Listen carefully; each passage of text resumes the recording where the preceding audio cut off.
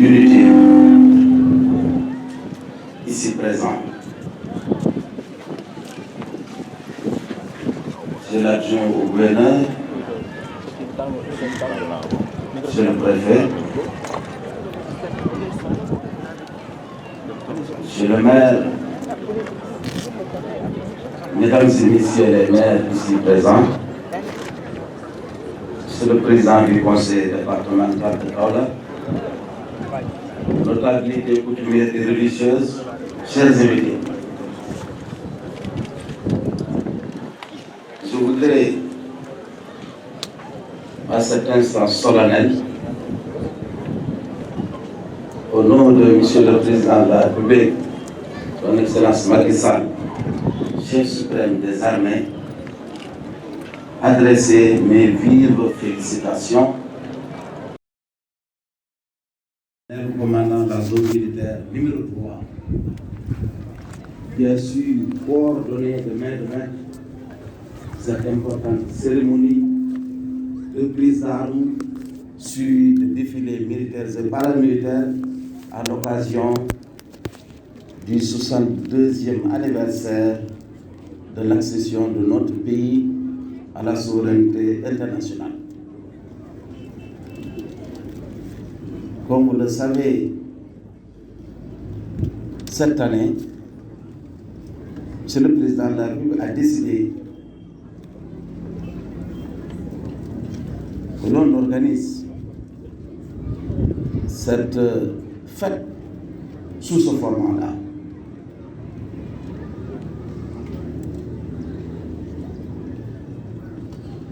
C'est la raison pour laquelle vous n'avez pas vu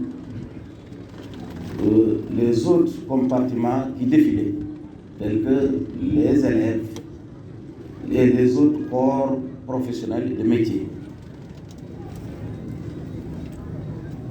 Le défilé de cette année, j'allais dire la prise d'armes, est marqué par le thème Force de défense et de sécurité et résilience nationale. Ce thème ne pourrait être mieux porteur dans la mesure où nous avons constaté de visu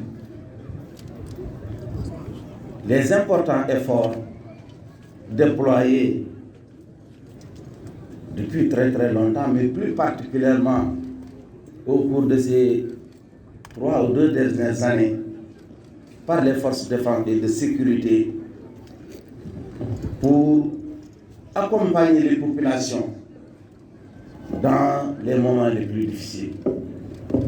Vous le savez, actuellement nous sommes assaillis par la pandémie, Dieu merci, qui tire, en tout cas, dont les effets ont largement diminué. Et vous avez remarqué ce que les forces de défense et de sécurité ont joué comme rôle dans l'accompagnement des populations, notamment dans la surveillance du couvre-feu, mais également dans la surveillance de l'état d'urgence. Nuit et jour, qu'ils ventent sous le soleil, vous les avez vus. Ces forces de défense et de sécurité ne sont pas limitées à ça. Elles ont l'habitude aussi,